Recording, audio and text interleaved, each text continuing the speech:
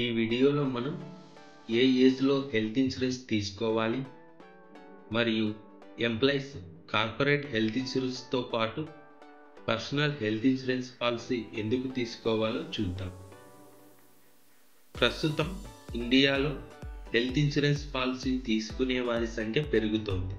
Corona తర్వాత చాలామంది ఆలోచనల్లో హెల్త్ ఇన్సూరెన్స్ విషయంలో మార్పు వచ్చింది. అయితే ఎప్పుడు హెల్త్ పాలసీ తీసుకోవడం మంచిది, ఎలాంటి పాలసీ తీసుకోవాలి, టర్మ్స్ అండ్ కండిషన్స్ ఏంటివని అంశంపై చాలామందికి అవగాహన ఉండడం లేదు. దీంతో చాలా ఆలస్యంగా హెల్త్ ఇన్సూరెన్స్ తీసుకొని ఎక్కువ ప్రీమియం చెల్లిస్తున్నారు. ఇప్పుడు మనం ఏ ఏజ్లో హెల్త్ ఇన్సూరెన్స్ పాలసీ తీసుకోవాలో చూద్దాం. చిన్న వయసులో ఆరోగ్యంగా ఉన్నప్పుడు హెల్త్ ఇన్సూరెన్స్ పాలసీ తీసుకోవడం మంచిది. ఎందుకంటే రెన్యువల్ పరంగా ఎటువంటి ప్రాబ్లం ఉండదు మరియు ప్రీమియం కూడా తక్కువగా ఉంటుంది. కానీ వయసు పెరిగినప్పుడు హెల్త్ ఇష్యూస్ ఉన్నప్పుడు పాలసీ తీసుకోవడం అంత సులువు కాదు.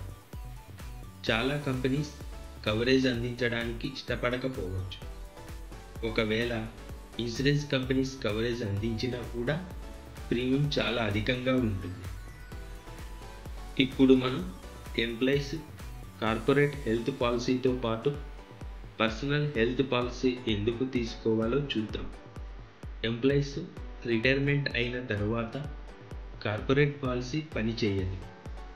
కాబట్టి రిటైర్మెంట్ తర్వాత మెడికల్ ఎక్స్పెన్సెస్ కవర్ చేయడానికి పర్సనల్ హెల్త్ ఇన్సూరెన్స్ పాలసీ అవసరం. రిటైర్మెంట్కి దగ్గరగా ఉన్న ఎంప్లాయీస్ వీలైనంత త్వరగా పర్సనల్ హెల్త్ ఇన్సూరెన్స్ తీసుకోవడం మంచిది. చాలామంది ఎంప్లాయీస్ తాము పనిచేస్తున్నంత కాలం కంపెనీ ప్రొవైడ్ చేసే హెల్త్ ఇన్సూరెన్స్ సరిపోతుందని భావిస్తారు. కానీ అది పూర్తిగా సరైనది కాదు. Corporate health insurance policy coverage ఉండడం మంచిదే మరియు క్లెయిమ్ చేసుకోవాల్సి వస్తే ముందుగా అందులోనే చేసుకోవడం మంచిదే. కానీ దానిపైన పూర్తిగా ఆధారపడడం సరికాదు. వయసుతో పాటు హెల్త్ ఇష్యూస్ కూడా పెరుగుతాయి కాబట్టి హెల్త్ ఇన్సూరెన్స్ కవరేజ్ అవసరం.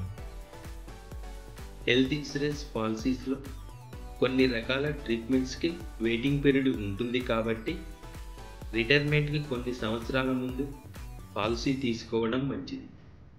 మీరు రిటైర్మెంట్ అయ్యే సమయానికి వెయిటింగ్ పీరియడ్ కూడా కంప్లీట్ అవ్వడం వల్ల ఏ ప్రాబ్లము లేకుండా ట్రీట్మెంట్ తీసుకోవచ్చు. మరిన్ని వీడియోస్ కోసం లైక్, షేర్ అండ్ సబ్స్క్రైబ్ చేయండి.